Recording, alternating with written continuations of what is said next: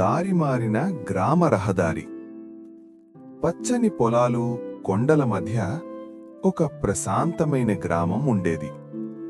ఆ గ్రామంలో ఒకే ఒక్క పొడవైన రహదారి ఉండేది. అదే గ్రామానికి జీవనరేఖ.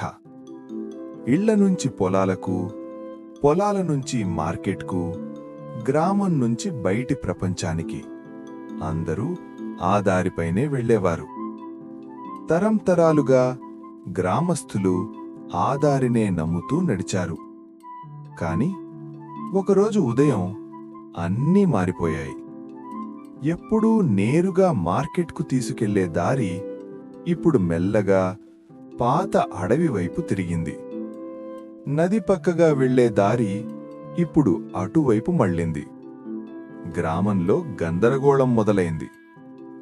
ఈ దారి తప్పు అని ఒక వ్యాపారి కేక వేశాడు. నా సరుకులు మార్కెట్కు తీసుకెళ్ళాలి. అప్పుడే రాఘవ్ అనే యువకుడు నగరంలో ఉద్యోగ ఇంటర్వ్యూకి వెళ్ళాలి. ఏమవుతుందో చూద్దాం అని ఆ కొత్త దారినే అనుసరించాడు. కాని ఆ దారి నగరానికి కాకుండా ఒక చిన్న గ్రామ ఆస్పత్రి దగ్గరకు తీసుకెళ్ళింది. అక్కడ ఒక గాయపడిన మనిషిని లోపలికి తీసుకెళ్లడంలో రాఘవ్ సహాయం చేశాడు. అంతలోనే ఇంటర్వ్యూ సమయం అయిపోయింది.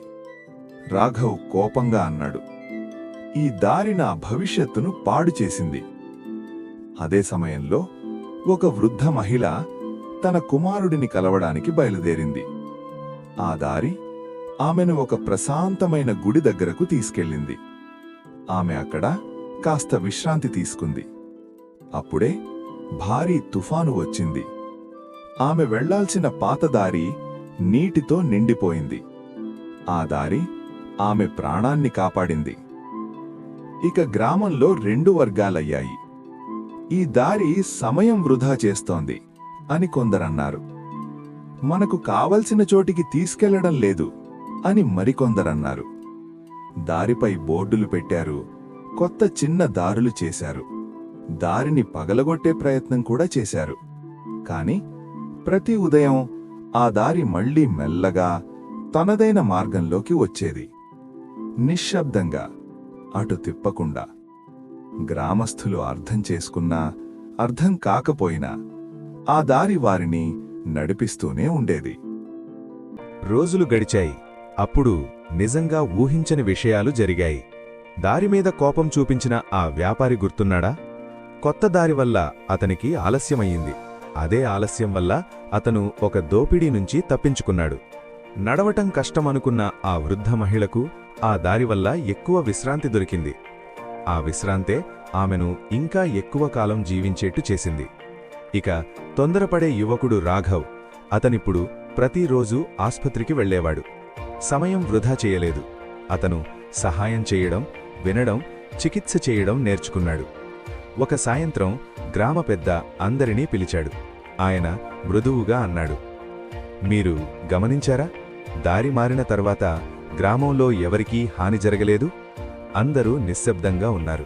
ఆయన మళ్ళీ అన్నాడు, ఆ దారి మనకు కావలసిన చోటికి కాదు, మనకు అవసరమైన చోటికి తీసుకెళుతుంది. రాఘవ్ తన చేతులను చూశాడు. అతనిప్పుడు ఒక చికిత్స చేసే మనిషిగా మారాడు అని అర్థమయ్యింది. ఆస్పత్రిలో అతనికి శాశ్వత ఉద్యోగం వచ్చింది.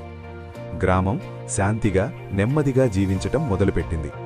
ఒక రాత్రి ఆ దారి మళ్లీ పాత దారిలోకి వచ్చేసింది. కాని మనుషులు మారిపోయారు. ఇప్పుడెప్పుడు జీవితం అనుకోకుండా మారితే వాళ్ళు చిరునవ్వుతో ఇలా అంటారు, ఆ దారికి మనకంటే ఎక్కువ తెలుసు కాబోలు. నీతి: జీవితం ఎప్పుడూ మనం కోరిన దారిలో కాదు, మనకు అవసరమైన దారిలోనే నడిపిస్తుంది.